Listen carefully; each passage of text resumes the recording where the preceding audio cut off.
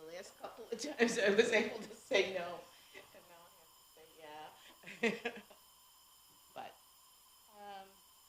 If you fall on the ice, I don't think they're called. I don't think No. that counts. It's not like. They just want to know if you're drunk. Well, we're tripping, you know, Right, the right. other times I've fallen on my way See, to that's work. gonna be bad for me where when the I get curb- to that age. Where the 'cause- curbs would be for handicap and then they gently slope up. Yep. I would always misjudge that. I did it twice and tripped on it. Yeah, yeah. I thought I was gonna break my nose one time. I mean, I was within an inch of the sidewalk. Oh my I gosh. stopped there, but I stopped, you know, and my wrist hurt for a long time. Well, Yeah, that's my thing. When self-preservation. they start asking that question, Yeah, it's gonna I be know. bad for me. I'll have to like let them know. Just so you know, since I was a child. But you'll have to start being more careful. That's what you do. Now I make sure that I Oh don't no, I'm go- just a klutz. I guess I The am too. ways I find to hurt myself. When we went on our Mediterranean cruise, we had walked out of Rome Airport, and not even 5 minutes later, I had already completely face planted. Okay. Yeah. Yeah. I think I used What to just- happened? No, and you just jump up. At some point, you don't just jump up. Well, we had a taxi person that crossed, and he like walking ridiculously fast, and he got some of our luggage, and so I'm like trying to keep up, but you know, I got tiny little legs, and we're not walking in a road or anything. This is like a walkway. Oh my god.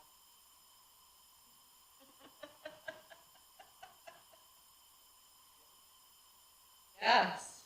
Hey, Joe. The one time that he could have been a little bit I later. know it. I can't wait till he hears. I can't wait till you hear the news. We had to push back the line until 9:30. 30, but I didn't call you guys because I figured you wouldn't be here till 9:15, 9:20 anyways. Yes, and it's early. Yes. I had to take the dog.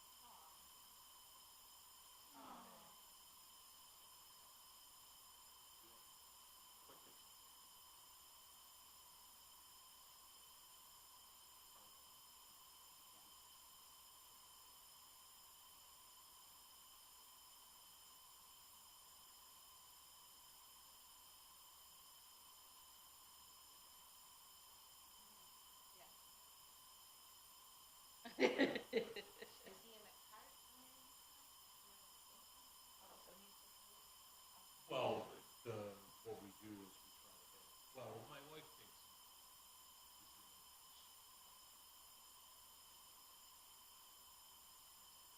Friday.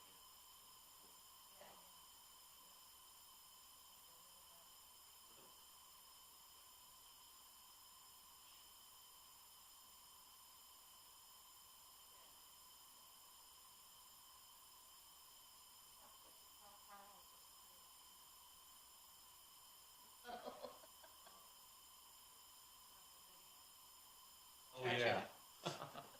Yeah, well, believe me, if I was stretching, it was not intentional.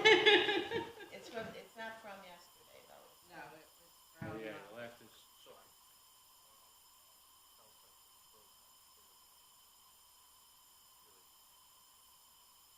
when we take like a break or whatever, it's still recorded. Right. So I don't know, I guess I was over here and, wasn't stretching, that's for damn sure. But, it looked like I was, what? It looked like he had put himself forward like this. But he was talking to you, so he's right behind you. And the thing is centered on you. Oh, geez. Him in the background.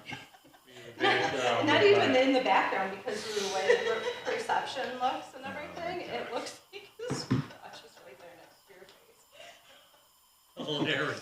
Oh, I didn't get the whole gist of it yesterday. Looks like my crotch is next to his face based on, but it doesn't, you can't tell the distance. Yeah. Oh, hilarious. Yeah, because on the video, because they told me that like you had put your like foot up on the table and was stretching, running and now. I'm like, it is running. Yeah.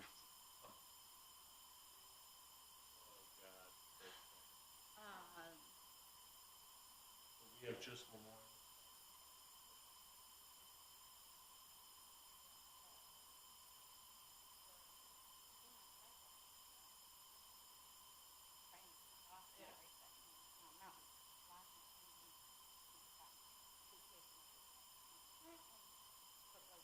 Bumps that they have for cars. Apparently they've got like people bumps there. I don't know what the purpose of it was, but I went down. And my husband, okay, and I'm Just man, keep like going. just Don't wait. I will be fine. Keep track of the luggage. But for our entire 2 weeks that we were there, this entire thing, black and blue, this whole part of my arm was black and blue. My knee was black and blue. I'm like, 5 minutes into Rome, I'm like, this is the most Michelle. Would it be something that they would have carts maybe taken? Possibly, Some I kind of have small no vehicles. idea. I mean, there must have been a reason, just speed bumps on a walkway. No, a cart. American tourists just follow other fixes. I'm gonna bring these downstairs, grab the coffee, my water, and I'll be right back. No problem. 30. Okay, perfect. And it probably will take us to the end, but I Yeah. have one. Yeah, because,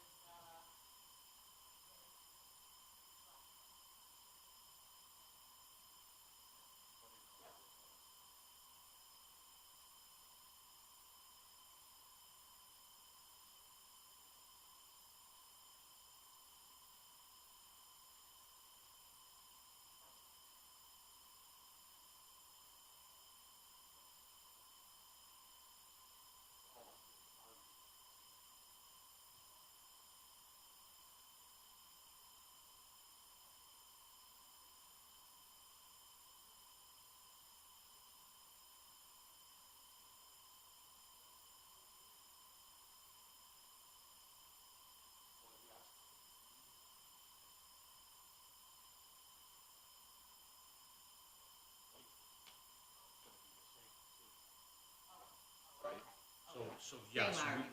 Okay. same argument. We do the, So we don't finish that and then go on to the, we've already done, okay. right, if it's the same argument, we don't need to hear it third. Okay,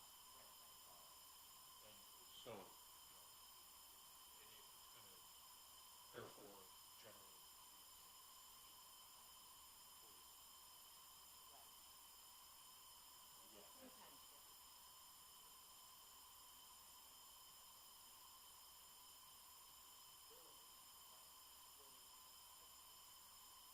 Well, yes, are you talking about the one where the building is the parking garage?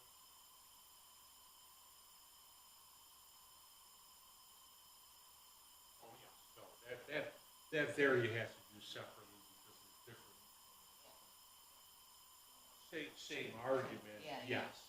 So there's one that you do, certain kind of stuff.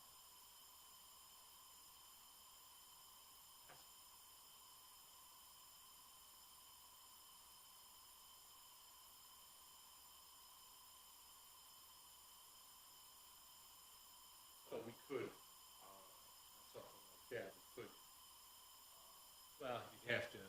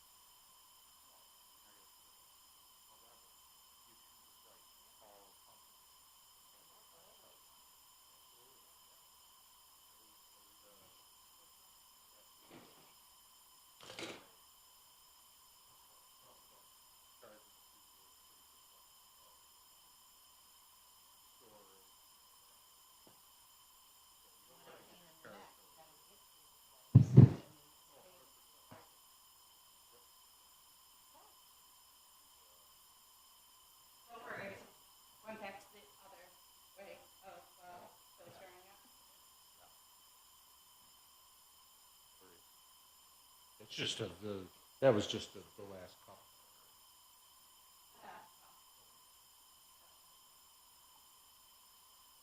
No worries at all. Appreciate you making the coffee every day.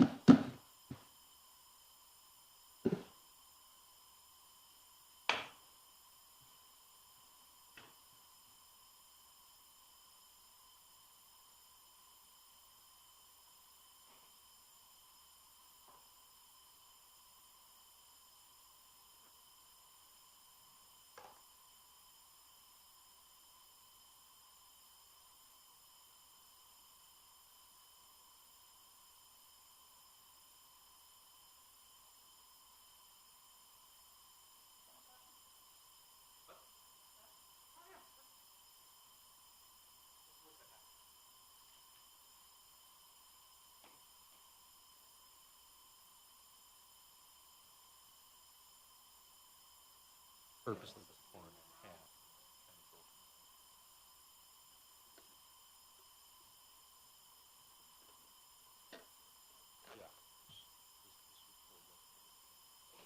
Yeah. This was nicely filled up today. Thank you. This one here, and it's not you, me. My guess is, not that it's me, my guess is that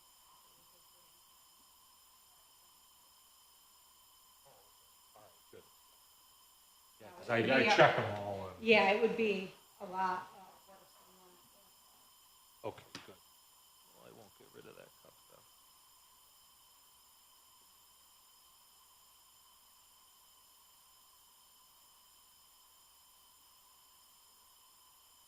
River? Not too much, not too much. So these are from our batch. So they're able to send that to you? Yep. That one, this is to the left. And that is These stadiums nowadays, there's no bad seats. Yeah. Where you going? This is for Season tickets for Buffalo. the new stadium. Yeah. Oh, she said, how many years?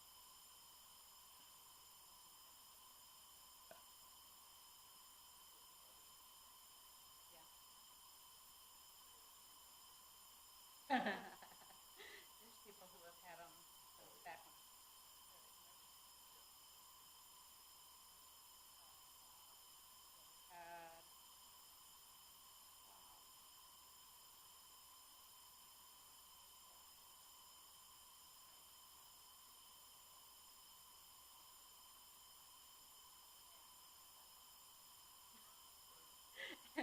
Then we were back. How the front stadium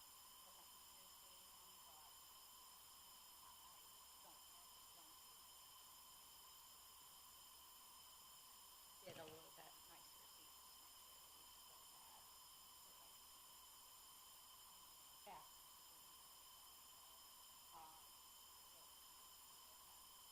Your own bathroom area, your own like bar area.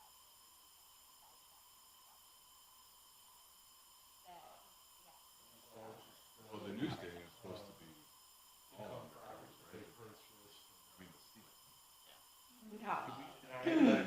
I think 60% of the seats are undercover. Everything, like second, so like 200 level and above, they're all undercover. But the majority of the lower floor is not.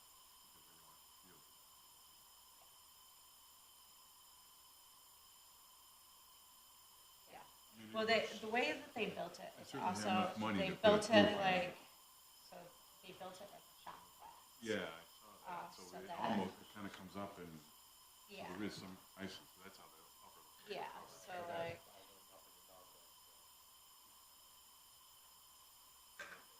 Oh, kind yeah. of stand. So there are some on the 100 level, but those are usually ones that are covered by like the 200 level. But all of the upper levels are. Is that your seat? This is from my seat. so all that area there is charged water, and then this gray area there is where,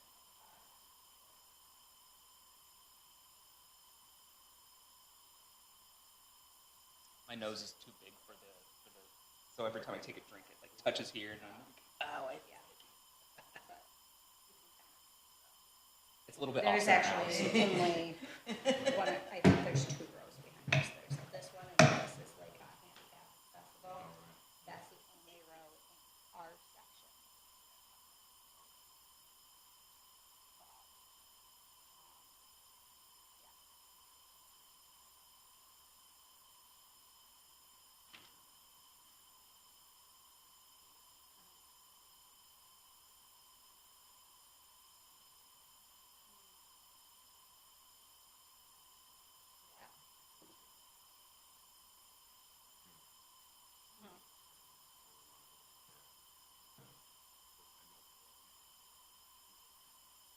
Yeah.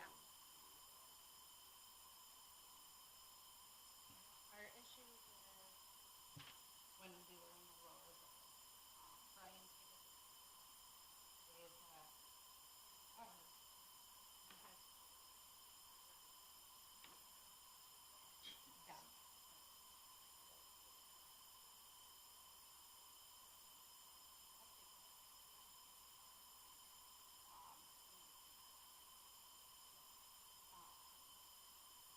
and then my biggest issue, I'm short. So whenever there's assistance standing in the entire room, I can't see. Because it doesn't matter that you're, 4 inches lower than me. I'm a foot shorter than you. So like you have to like go in between people and plus I got that. Especially on court days, it hurts stand for 4 straight on concrete. So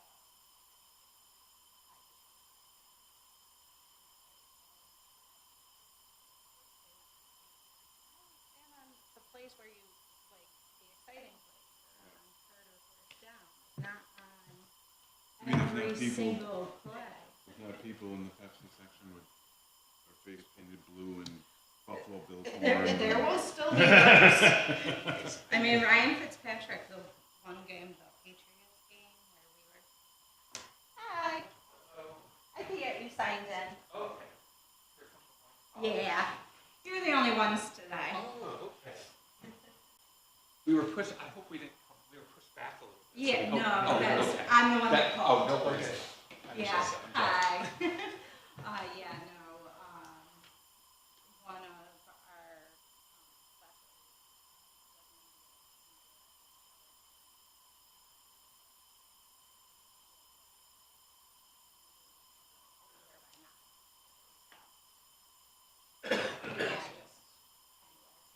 Oh,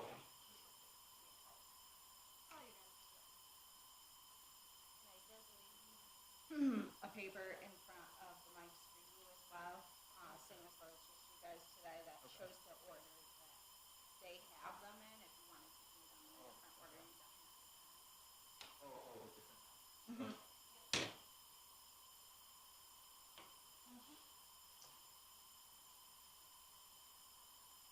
Yeah, we figured the longest part of it would probably be. Morning, sir. Good morning. No, no worries.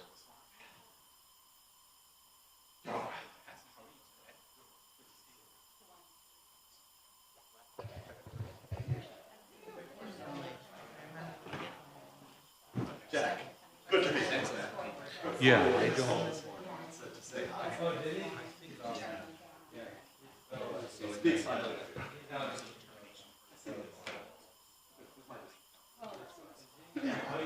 We can send a letter, but if it's an email.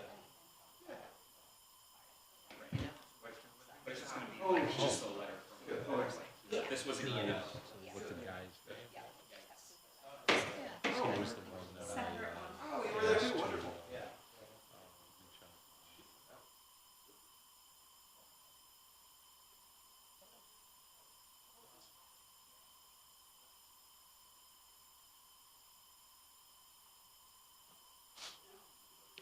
necessarily any new ones, so.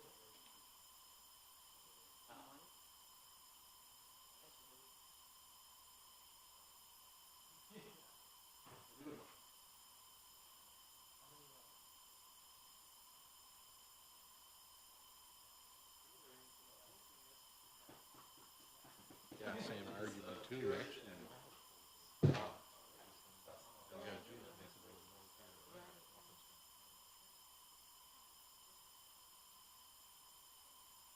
That's true. So if that happens, there are exactly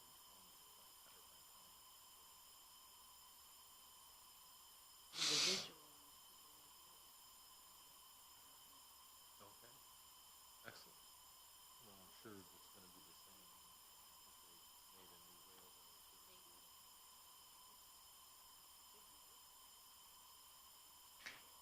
Correct. And again, they'll probably be, but last year's info should have come. Yeah, definitely we'll bring that up for sure.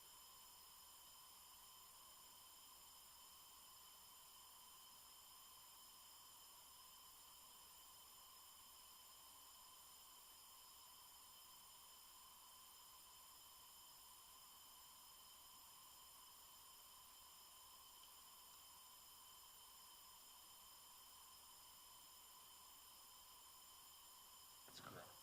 Yeah, it should have been.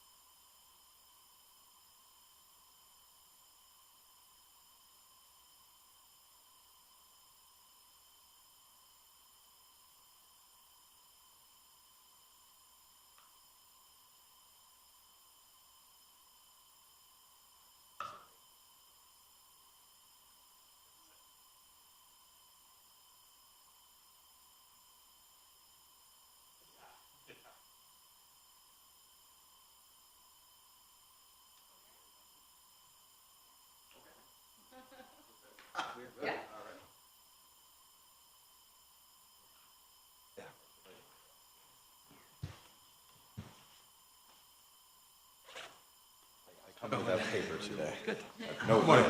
No cheat sheets, no, No, I didn't. brought this though, just, you never know. Well, yeah, got kind of warm during the last meeting. Who are you?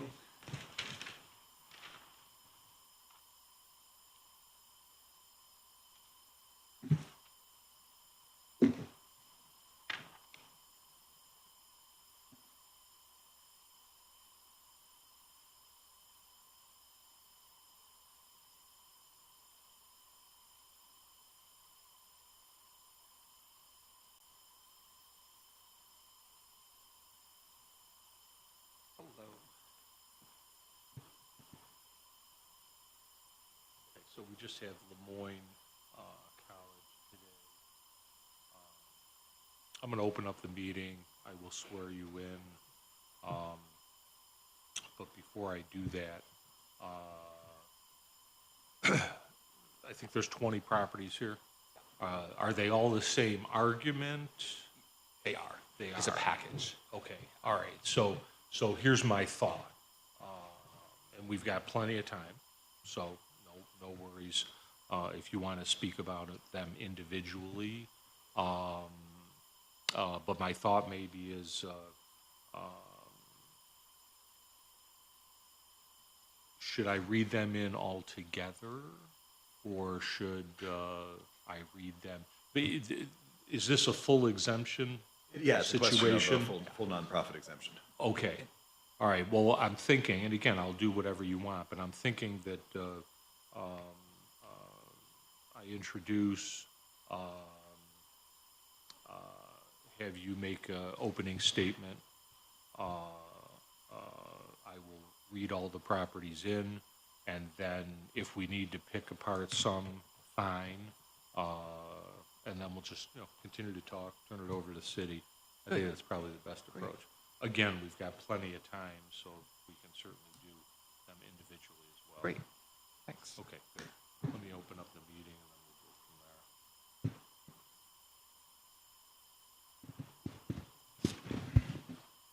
we'll go from there. Good morning, everyone. This is the City of Syracuse Board of Assessment Review. Today is, what is today? Tuesday? Yep. Tuesday, February 25th. It is about 9:30 a.m. Our apologies for the delay. So we'll do a roll call. My name is Joe Saya. Sue Straub.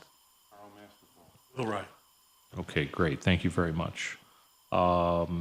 Just as a reminder, these meetings are recorded and videotaped live on YouTube, and you can also go back and reference any of the meetings this year as well. And Michelle Hopkins would be glad to supply you with that address if you like. Okay, so we've got Lemoyne College here. We've got 20 properties. Let me swear everybody in first, if I could. If you could raise your right hands. State your name for the record. Joe Grasso. Jack Brower. OJ? Okay, thank you. Do you affirm to tell the truth and give accurate information to the best of your ability? I do. I do. All right, great, thank you. So, let me turn it over to you for an opening statement, and then I think I'll go over to the city for their statement, and then we'll get into the properties. Great. Good. Well, And if you could speak, yeah, you Speak can into move that too. Good. It's portable. I don't have to push anything. Nope, It's all nope, set. it's all Good. set to go. Good. Well, thanks for having us today. And Lemoyne College is here to request tax exemption for the 20 houses that we purchased in 2023. And the basis for the exemption is that these houses are wholly owned by Lemoyne College. There's a LLC that we created, but it's a wholly owned subsidiary of the college. The houses have students that their apartments are fully rented to students of Lemoyne College. There's two houses that are being used for administrative purposes. One is a house on 1125 Salt Springs Road being used for our finance office, and another house is housing a person who's responsible for our residential program, housing program. But all the houses are maintained by our facilities people, our unionized people in our facilities group. They're patrolled and secured by our campus security office, just like all of our other housing on campus. And we're charging rents that are below what one would pay on campus. So there's not like a commercial incentive to increase the rent beyond what we charge on campus. So in essence, these are our campus houses, holding all students of Lemoyne College. We don't rent to anyone else, and on that basis, we're requesting an exemption. I'll look to my colleague here, Jack, to provide any other information. Yeah, I think the one thing that I might add is that they're not rented on a first come, first served basis. We do have an application that's similar to the one at the college, and it encourages the students that want to move into Salt Springs to think about why they want to join the community and be off campus. And there is a programmatic element that's encouraged at these houses. So if there are small communities of students that want to get together in a communal living experience in focused environments and pursue, let's say, the Higher Education Opportunity Program, HEOP, at Lemoyne might offer a house to students to kind of support the liberal arts mission at the college. Maybe the only other thing is to add that, the first year we bought these houses, we inherited the tenants that the landlord had brought in. But since then, we have hired Jack Brower, who's done a great job of working with community residents. We've had very few incidents at all. It's been a very good relationship with the community and the neighbors. And we're holding Jack and other colleagues are holding regular meetings with the neighbors to get their input on how we're using, who's in the houses, any sort of relationship issues. So I think it's been a very positive experience. And part of this, again, is, as I mentioned last year, we purchased these houses so they would not go into the hands of a landlord who would allow them to deteriorate. So our president, Linda Lemura, was very headstrong about buying these houses, securing the neighborhood, and it's part of our effort to support Mayor Walsh's and the city's effort to stabilize and invest in the Salt Springs neighborhood. So we feel like this is part of our partnership. We're not trying to control the neighborhood. We are being very careful, very strategic about buying any other houses. And in fact, at some point, we may sell some of these houses because we want to make sure that they go into the hands of, where possible and where they're not as strategic, we'd like them to go back into ownership by single-family owners. So it's not an effort to try to control the neighborhood or to have like a significant presence. We're trying to be strategic and respectful of the neighborhood. Okay. And that was going to be one of my questions. What are your plans going forward? Are you going to acquire more properties? Why wouldn't you go in that direction if that's the overall initial thought process? Well, there's certain homes that I won't list where they are, but there's certain homes that are right adjacent to the college campus, and those are ones that we might be interested in acquiring. The others that, as you go further into the neighborhood, we really want to keep it close to the college because that's where the students live. We don't want to have incursions into other parts of the neighborhood because we want to respect those boundaries. So, and I'm sorry to interrupt, but so you bought these as a package deal, and some were, close, some weren't. So now, once you're stabilized, you'll look and see what works the best. In other words, you were kind of forced into buying everything. We were. Yeah, and so now that you have a clearer picture, then you may shave this one off that's furthest away or what have you. Exactly right. Okay. Exactly right. And we have invested, in addition to paying a significant sum for these 20 houses as a package, we've invested about $500,000 to repair the homes and improve them. So whether it's new roofs, driveways, interior kitchens, we've also made sure that there's egress to. There were some basement apartments, and by law we have to have an egress. So we've invested in having all those apartments have egress, from the basement. So we're trying to maintain safe, secure, and responsible housing. Okay.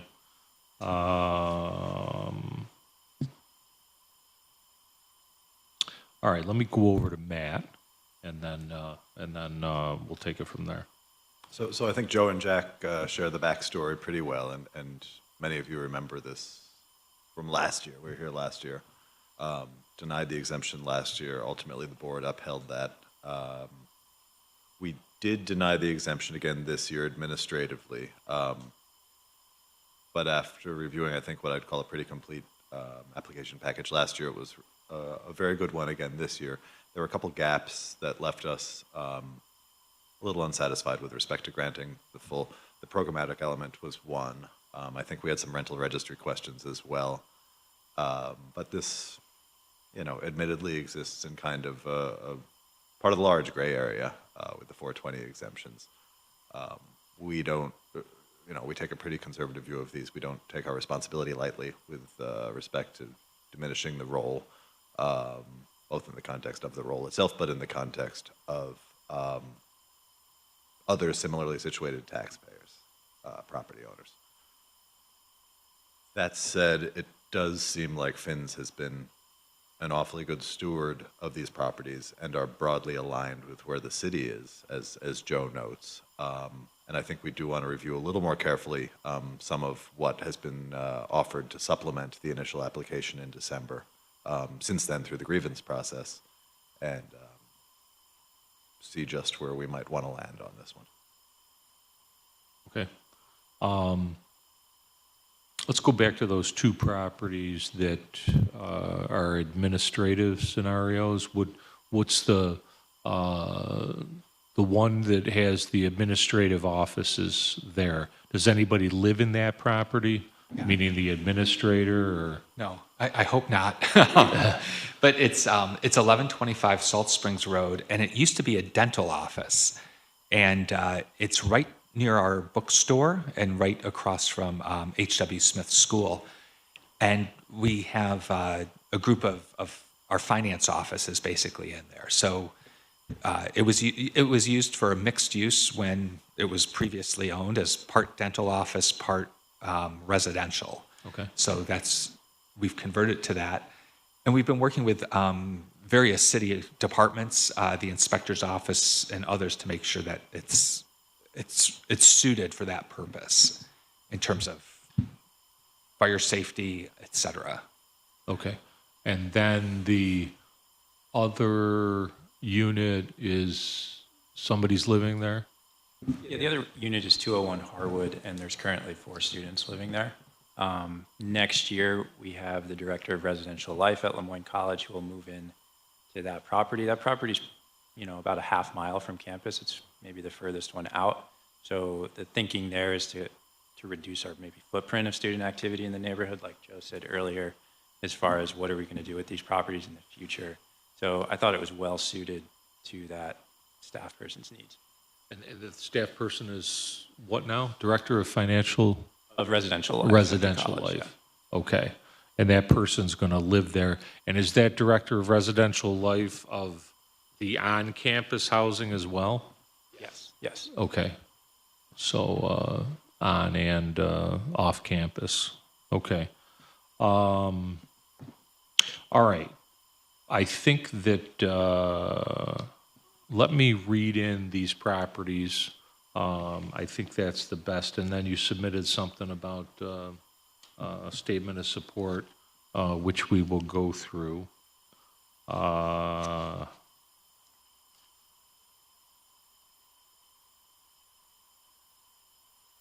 Okay, and these are all the rents, because I was going to get, so we don't have to get into that specifically as far as the properties are concerned. You supplied all the rents, and this is commensurate with the people that live in the dorms? It's a little bit less than the people that live in the dorms, but so these are going to be anywhere from $9,000 to $10,000 a year approximately in these off-campus FINS houses, and then dorms start at $10,000 and they'll go all the way up to $14,500 approximately. Pointedly, they are not leases. You bought a portfolio in 2023 and bought leases with it, and there are no longer leases in effect here. And the 10,000, it equates to about $700 a month. So that's what the $700 to $750 a month per person, correct? Per person, per bedroom, okay. How does that compare to the market? 700 a bedroom is. Well, if you got 4, yeah, I mean, you're close to $3,000. Darn close to market, in the better blocks, closer in over there, sure. I would say better than market, maybe. Salt Springs is pretty, yeah, but Salt Springs is pretty strong of late. We'd consider this a real distinction, just based on the structure. I don't think it walks like a duck or quacks like a duck with respect to a lease versus this sort of room and board, less board arrangement. It's much less, I think, than, well, Jack, you know the housing market in the Syracuse neighborhood. Yeah, I think it's a little bit lower than what students in Westcott might be paying, or a little bit higher, I'm sorry. But not It's definitely significantly. higher. Yeah. And that's fine. But again, it's not a enrichment scenario, as you stated. And it is lower than our on-campus housing. So our on-campus housing is higher. So we're- Okay. just I to think be clear. that's the So argument the that you want to go 700 with. includes board too, or no? No. But it includes all utilities. It includes all utilities, internet, water, utilities, electric, et cetera. Okay. We didn't want students to be turning on and off their utilities during the year, so we just said it's part of your rent. So, Yeah, no, that's a good idea. Yeah, and I think that you want to compare it to the on-campus housing as opposed to a market situation, I think. Because I think that would be a little bit high. Okay, let me read these properties in. If there's, as I'm reading them in, if there's anything specific to a particular property that you want us to know about, if you can point that out, that would be good. All right. And I'll read them in as we have them on the sheet, unless you want them read another way. go ahead. Good, okay. All right, so we've got 1606 Salt Springs Road. This is student housing, current tentative assessed value 120,000 with a land value of 13,200. Petitioner believes the fair market value is 229,000. And again, these are, I'm not going to get into assessed value because we're looking at full exemption on all of these. Okay. Anything that should be pointed out here as far as the property is concerned? We've got rent, so we don't have to worry about anything. No. No, nothing. I guess if you have anything unusual, that would be good. Okay, we've got 1600 Salt Springs Road. This is student housing as well. Current tentative assessed value 120,000 with a land value of 13,200. Petitioner believes the fair market value is 195,000.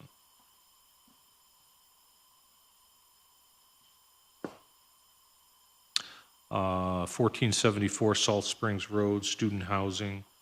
Current tentative assessed value 140,000 with a land value of 18,000. Petitioner believes the fair market value is 242,000.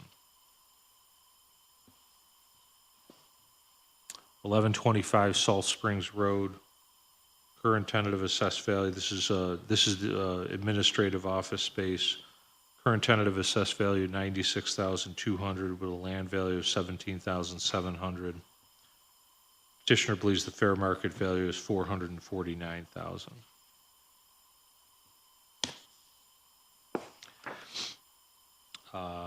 We have 102 Phillips Road. This is student housing. Current tentative assessed value 140,000 with a land value of 14,700. Petitioner believes the fair market value is 184,000.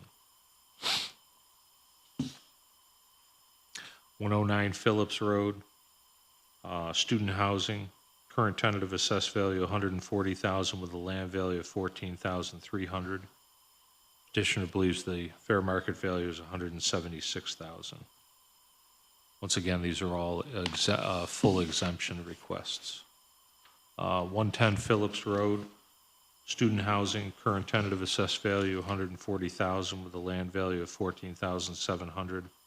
Petitioner believes the fair market value is 238,000.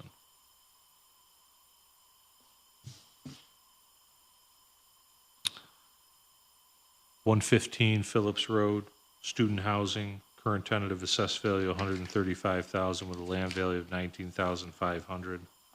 Petitioner believes the fair market value is $150,000.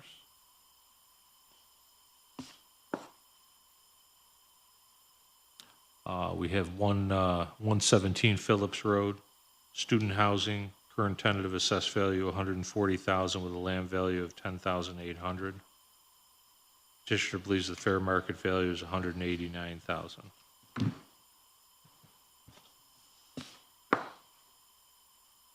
.118 Melbourne Ave, student housing, current tentative assessed value is 74,000 with a land value of 11,600. Petitioner believes the fair market value is 219,000.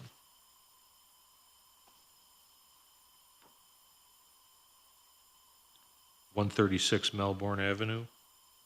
Student housing, current tentative assessed value 80,000 with a land value of 11,600.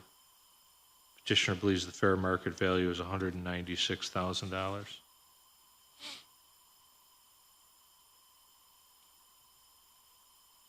(142) Melbourne Ave. Student housing, current tentative assessed value 84,000 with a land value of 11,600. Petitioner believes the fair market value is $156,000.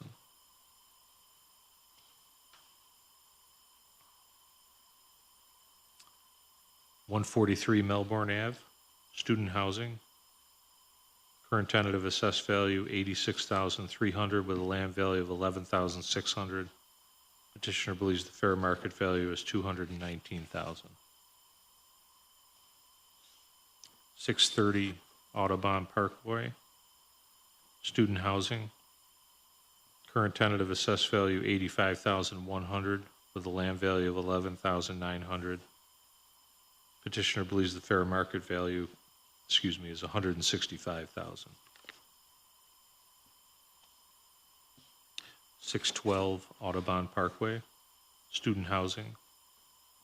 Current tentative assessed value 98,600 with a land value of 11,900. Petitioner believes the fair market value is 226,000. 209 Fayette Boulevard. Student housing. Current tentative assessed value 82,400 with a land value of 8,000. Petitioner believes the fair market value is 155,000. 254 Fayette Boulevard. Student housing. Current tentative assessed value 81,900 with a land value of 10,000. Petitioner believes the fair market value is 133,000. 400 Fayette Boulevard. Student housing. Current tentative assessed value 88,000 with a land value of 11,000. Petitioner believes the fair market value is 186,000.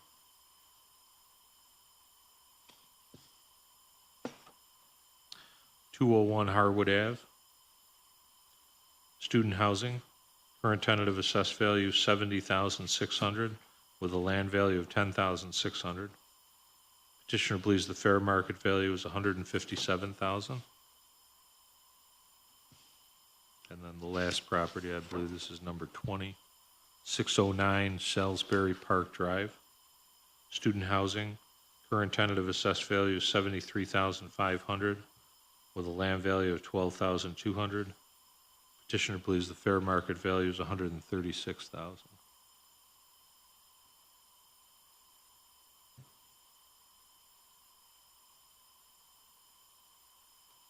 Okay. So few questions, but actually, anything you want to add? I think at this point, I think we're good. Pretty good Unless there's shape. questions that you all have that we can answer. So, were you here last year? I was. Yeah, I thought yes, so. yes. I thought so. Nice to see you again. One thing I had asked, and probably have Matt interject, was where I had asked if you could reach out to the mayor's office, maybe try to, like SU, address some sort of pilot agreement or something, that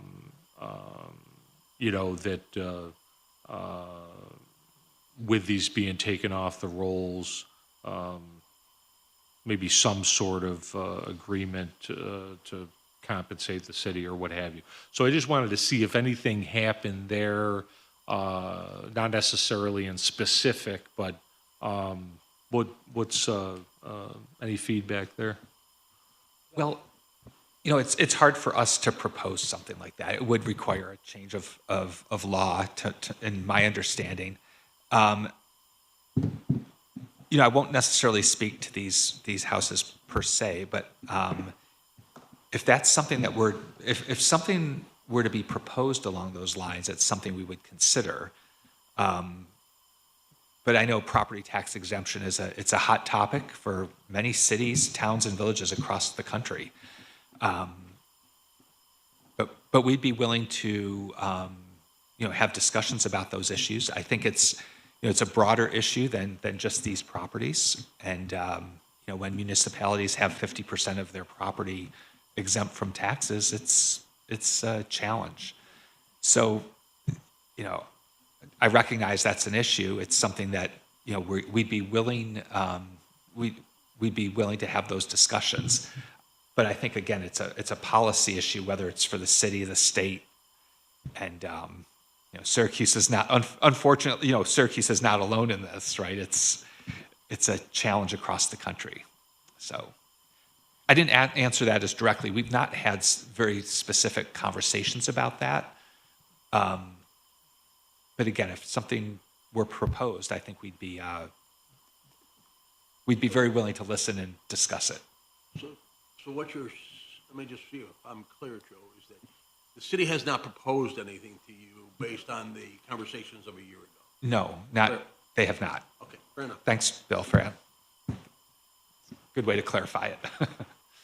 Okay. But again, you haven't been proactive in reaching out to the city. Well, there was a brief discussion, but something that it's hard for us to propose something. There's different ideas that might work at some point, but we've not made any sort of written proposals or any formal proposals. No. Okay. Yeah. Did we deny these last year? City denied and the board upheld that, yes. Or that's right. Okay. So, so they're paying taxes currently. Yeah, they're certainly tax liable, and I've no reason to believe that they're not good for it. That is to say, I didn't check e-tax this morning, but I think these guys pay. Okay, you've been paying them, and Yeah, I'm quite sure we made. I think we paid maybe just recently. I know that. I think this was referenced in the application this year itself, the sum total that you paid for the first 2 quarters. Yeah. Well, actually, the whole year, the omitted taxes. okay, so so you're honoring Yeah. up to this point. Yes, absolutely. Yeah. Okay. Absolutely. And then, is there anything being worked on In the spirit of... that you can or cannot disclose, or? Yeah, I mean, I certainly wouldn't want to negotiate in whatever public forum this is. Oh, boy. Right. But there's some But in discussions. the spirit of compromise and our general shared, alignment on the policy matter, yeah, we've knocked around a couple ideas, but we thought it most appropriate to really refine this year's application via the grievance process to a point where we had something to pivot from, as it were. We didn't want to leave the application short of what we thought the board deserved to see before really resuming those talks in earnest. Okay.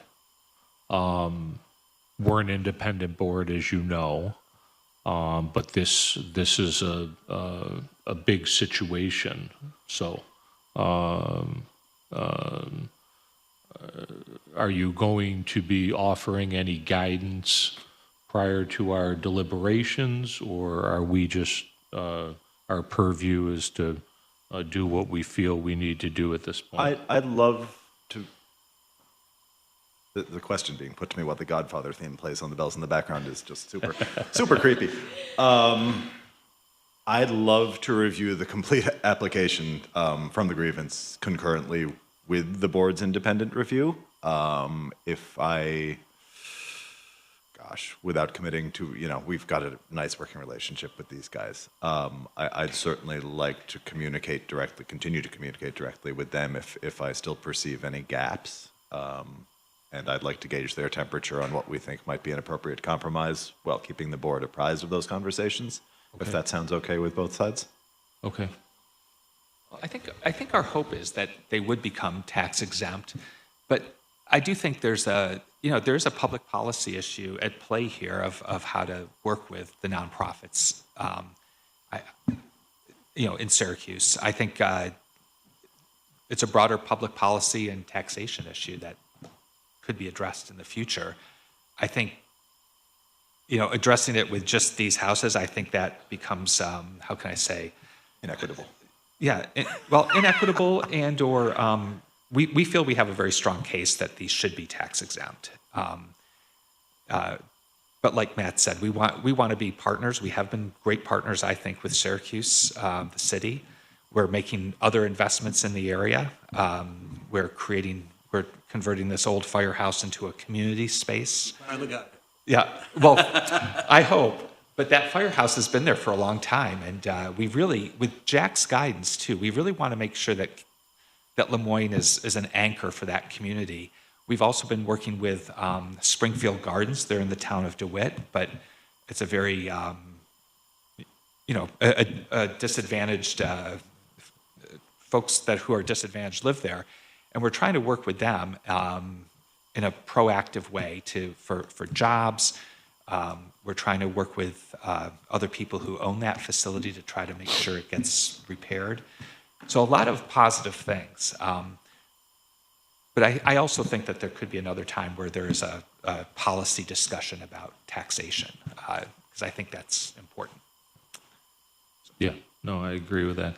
I don't mean to be evasive. I just, You're doing a good job of it.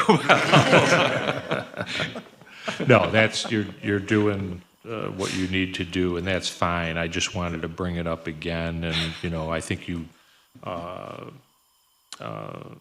get a feeling of where I come from in this whole scenario. So it's tough to grapple with. Across from the stadium, there's a bunch of housing. Is that owned by Lemoyne also? I know a lot of students live there.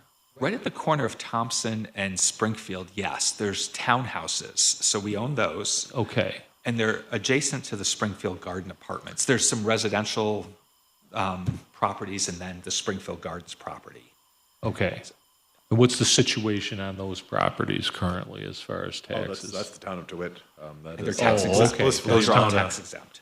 Okay, so that's good that we address this then. So there are other properties that are owned by Lemoyne that are like this usage, and they are in another municipality, but they're fully tax exempt? Correct. And well, we also, to be even more specific and comparable to this, we have 18 other houses that we own. So we own these 20 plus another 18. Some of those 18 houses, they're split between DeWitt and the city of Syracuse, and they have been and are tax exempt. The ones in the city of Syracuse? Yes, the city, and there's a mix of city and DeWitt properties, and they are all tax exempt and have been for many years. You're right. It's kind of like the north side of campus going towards Erie Boulevard and pushing in that direction. Right, yeah, because I knew you had some over there. That's interesting. You were aware of Yeah, that, no, I assume. yes, broadly, and there's some vacant land parcels that are not exempt. Many of the houses are. I think it highlights, contextually where we are on this, where there's a policy agreement, but once we pull one thread, we have to make sure we're not competitively advantaging or disadvantaging one property against the next, because decisions that have been made under different circumstances with respect to exemptions, by and large, stick. And it would be a shame, really, really unfair and unequitable of us, to make decisions on these that put similarly situated properties in a different position with respect to exemption, if that's not too tortured a wording. Yeah, no, but Each year's review is a de novo review, but priorities shift and understanding of the law and our constraints shift, and we don't want to do anything that creates an apples to teacups comparison between two of the same house 2 blocks away. Exactly. Okay. Yeah. we just want to do the right thing, right? Absolutely. And there's a lot of different moving parts, but you know, ultimately at the end of the day, we want to do what's right, not only for the city, but for Lemoyne, because, you know, there's a ton of revenue that your students bring in. I mean, so we certainly continue to keep the macro in mind. And we're heartened, you know, I don't think I give away the game by saying I don't want to see properties come off the roll, whether legitimately or otherwise. But we're heartened that Lemoyne owns these properties rather than the Oh, yeah. previous owner who appeared before you 3-4 years ago. Yes. And said they weren't worth much, I think. He thought they were pretty worth Was packing different 3 kids into wording, I each think, basement, but yeah. they weren't very valuable. Yeah. Yeah. So, So we are gratified that Lemoyne sits here and sits in the neighborhood and is the steward of these I properties agree. right now. No question. Not to mention the fact that Linda is my neighbor. Yes. So, Yes. and she's a wonderful person. Yes. And is a proud city of Syracuse resident. Absolutely. And so is the Brower family. Are you the famous Brower family? I mean, I suppose so. I'm not sure. of Does your another father power work up there? He just switched positions, and he's now at the Pomeroy Foundation, but he was at Lemoyne for 10 years. Yeah. Did you go to CBA? I did. Yeah, yes. okay, so you know my son I Jared. work with your son a lot. Yeah, good, good. Yeah, so all good, and I didn't mean to give you a hard time. Just you know, it's important to bring these things out, and I'm glad we touched on the properties on the other side. Yeah. Anybody want to add? Yeah, I'd like to ask Jack a question, Joe. Could you explain in maybe a little bit more depth the process for selecting who lives there, and then ultimately what you're trying to accomplish? Absolutely. So this year, I started in May, so I had an opportunity to do a full iteration of Finn's housing, if you will, a full cycle. So I created an application that asked a couple pointed questions about, you know, what are the motivations for a student to want to live in Salt Springs? So I can read one of those questions, which is, you know, Salt Springs is home to a diverse group of people. There are a lot of families, income levels, people of color, people over the age of 65, under the age of 18. What are some considerations you might take into account as you think about becoming part of this community? And so we got about 60 applications for just 30 undergraduate beds that were open. We had a lot of students renew, which I think is great to see, that they're enjoying the experience and getting a lot out of it. And the responses to just that question alone were pretty varied, as you can imagine. Some students gave me, you know, great paragraph-long answers about how they might engage with their neighbors, what are their priorities, what do they feel like they're going to get out of moving into the community. And other students, you know, wrote kind of one-line responses that were very simple. So, you know, one of the benefits of working at Lemoyne is this is such a small community that you have the liberty to create an application process and talk to each student. At a bigger institution, you might just not be able to do that. It might not be feasible. So in trying to gauge who's going to live in the community per se, it's very useful to have rent prices or housing costs that are a little bit lower than, rent's the wrong word, but housing costs that are a little lower than what's on campus because you can get 60 applicants. And it's experience to get off campus and have a kitchen and learn different things and live with, you know, 2 or 3 of your best friends. It's a great opportunity. And keeping it competitive like that allows us to intentionally give students the opportunity to move into the community. And I think the difference between before I started working here, when we inherited a number of leases from the previous landlord, and the behavior in the neighborhood and the concerns of neighbors was, let's just say the temperature was boiling at our community meetings, right? People had a lot to say about it, and a lot to say about student behavior. Since then, you know, Lemoyne picked students to live there last year that I inherited, and they've been great this year, and I'm really excited about next year. I think there's a lot of potential to have a couple of students, let's say they're rising juniors, they'll live there their junior year, their senior year. Maybe they go on to study in the physician's assistant program, and they can kind of live at the same house in this neighborhood and get to know their neighbors for 3 years, and that'd be ideal for us to kind of help students and neighbors talk about the relationship that naturally exists when you live so close to a college and collaboratively discuss what that might look like. Residential education, not residential life. Yeah. Very no, cool. That was excellent. And I only say that, well, not that I only say that, but personal experience, my daughter went to Lemoyne. And, of course, we live in the city. Back when I went to school, I lived started in the dorms and then lived off campus, and it was a great experience and a learning experience. And our daughter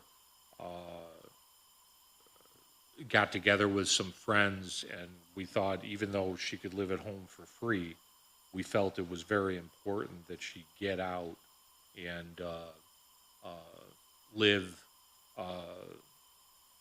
in that type of situation to learn some life skills and how to deal with people. So that is excellent. So I do believe that it is furthering the educational process of the kids. It's not just obtaining property and trying to grow your footprint only. There's absolutely a purpose there, no question about it in my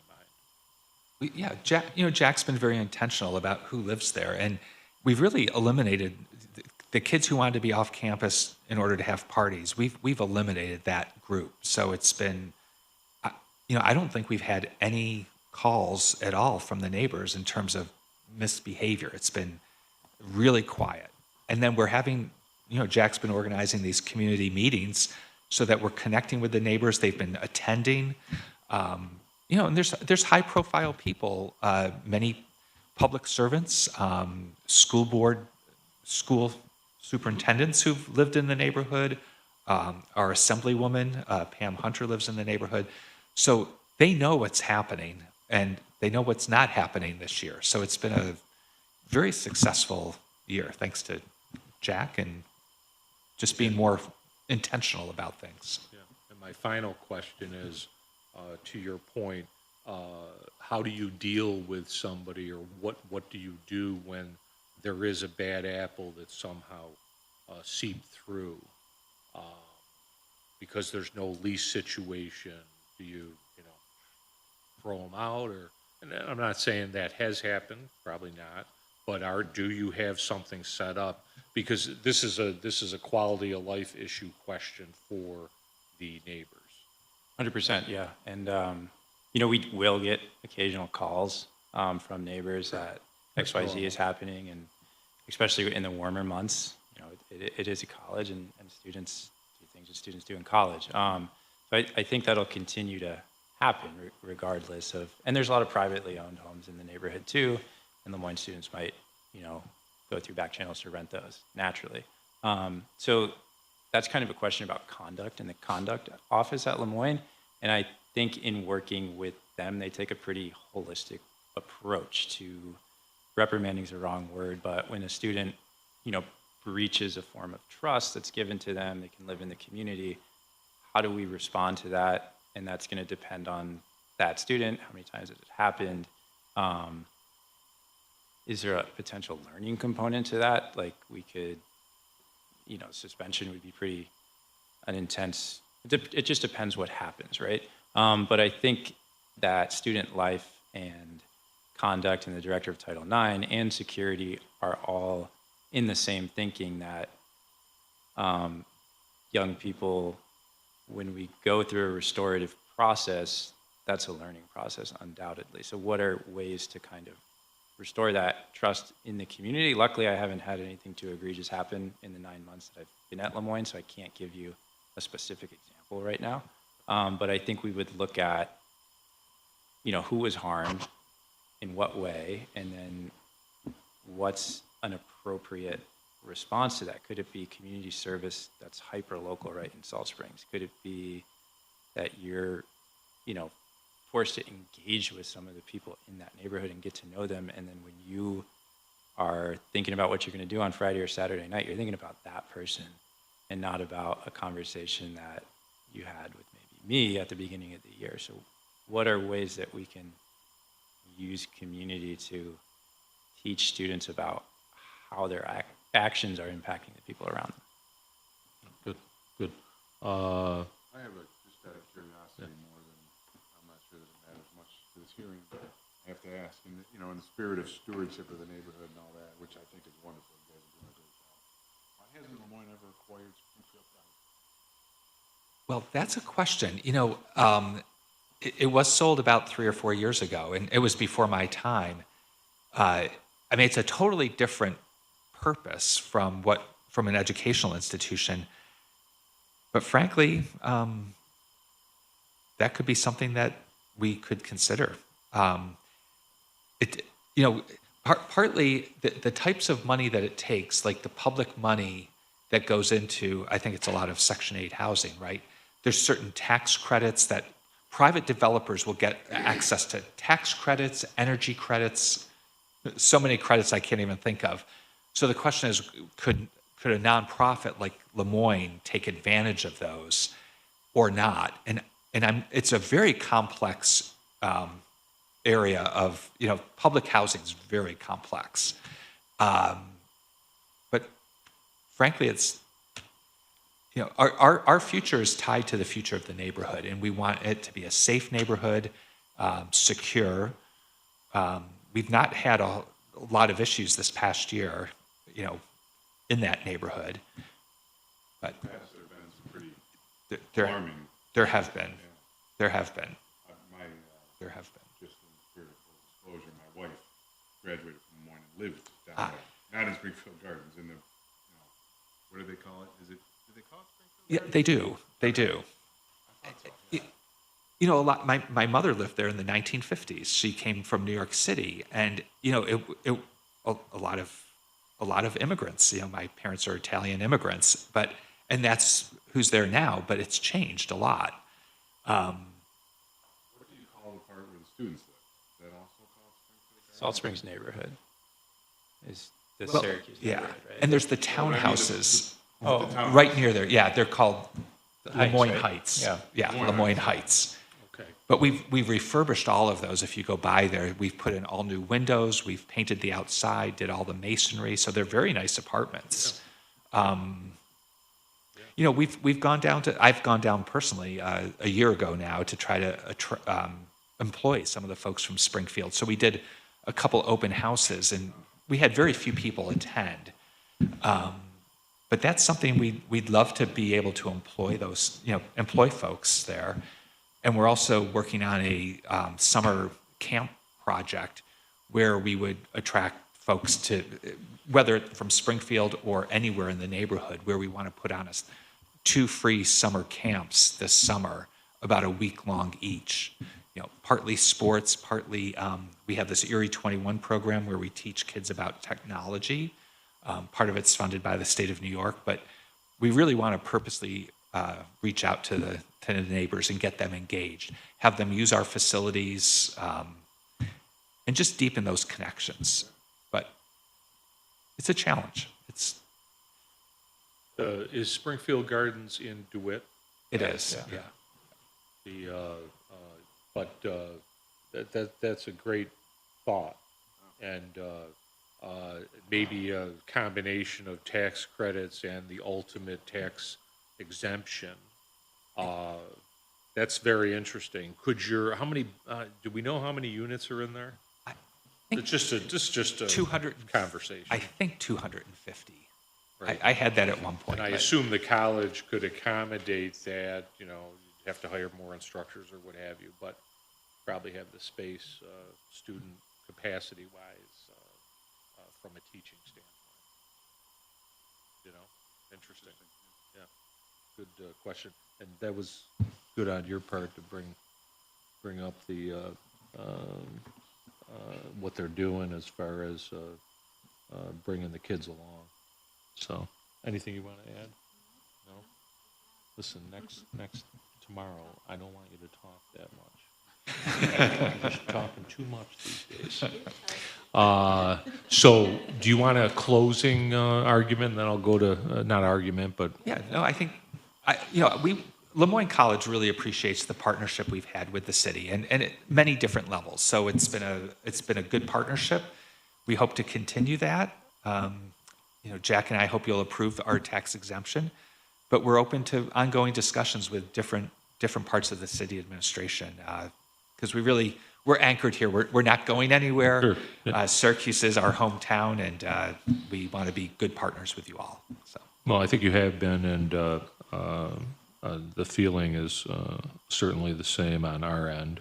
Anything you want to add? Anything more, Jack, on the programmatic element? I appreciated the walk through the application process. I think that was Yeah, I informative. think my thinking there is that I want things to stick. So I don't want a group of students to just say we're the basketball house and that's it. And then where's your mission statement? What are you really doing to, contribute in that kind of way? So it's been a bit of a slow process to try to approach different departments. But what I am really excited about is next year we have the HEOP program moving into a house, and that's a program for disadvantaged students in New York State economically and educationally that might not get to go to college otherwise. So them having a kitchen and this big house with big common spaces and a backyard is an opportunity for them to grow that program and host their friends and have communal meals and maybe even start to bring some community members in. So as people walk by, they'll see social activity on that street on a Friday and Saturday night, but it won't be the stereotypical kind of college environment, right? It'll be much more wholesome, sharing a meal, neighborly things that you'd like to see in your community. And I think there's a lot more opportunities to do things like that. And I'm excited to continue to get to know folks at Lemoyne that are doing that work that could really benefit from having a house in the neighborhood.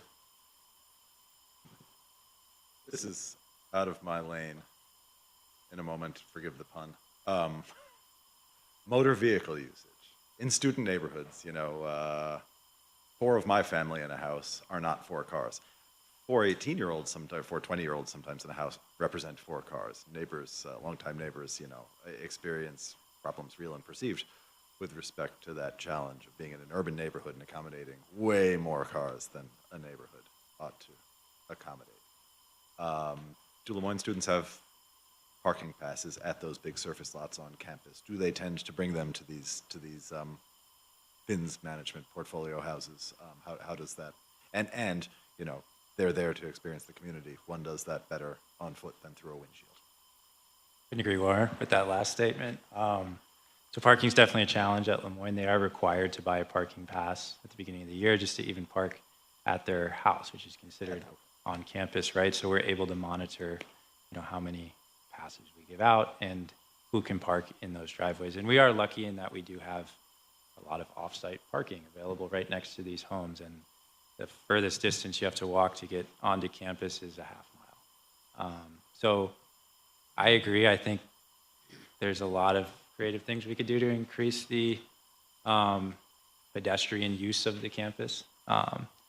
But, to answer your question, we do have off-site parking. Okay. Yeah. Obviously, sidewalks on the west side of Springfield were a really nice addition a year ago. Yeah, and I think that's good about the parking pass requirement, even though they're, living in a house not directly on campus.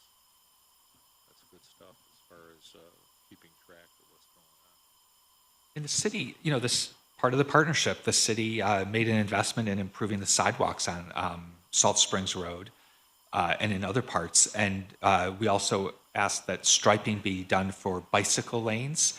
And those bicycle lanes forced, many of our students were parking not in these houses, but right around campus, the perimeter. They were really clogging up some of the roads.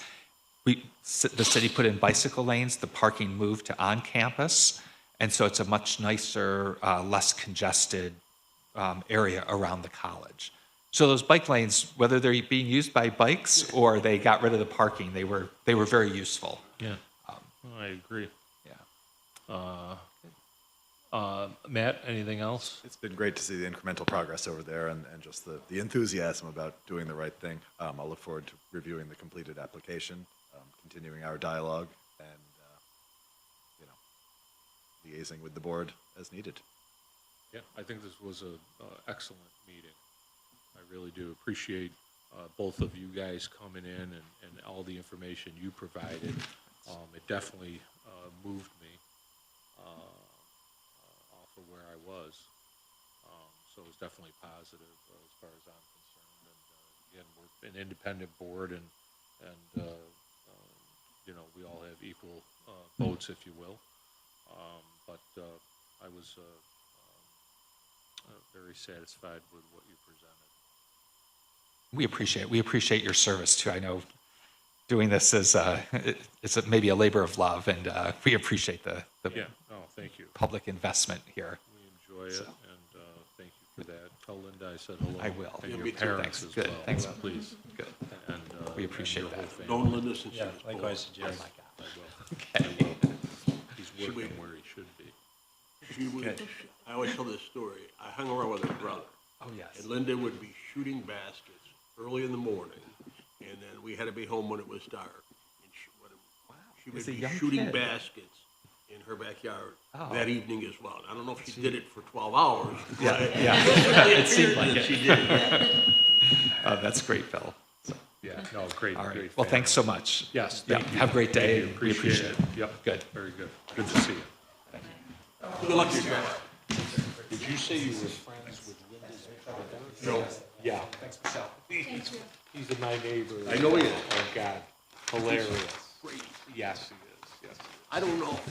Let me just close up the, so we're all set. And, Oh, yeah. okay. Was last week. Okay. So we are adjourned for today. It's about 10:25, and thank you very much. Yeah, he's great. He's hilarious.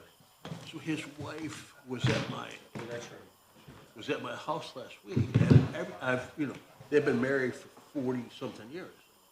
For 40-something years, I was like, how could Kathy marry Joe? She's one of the best people I know. Neonatal nurse. Just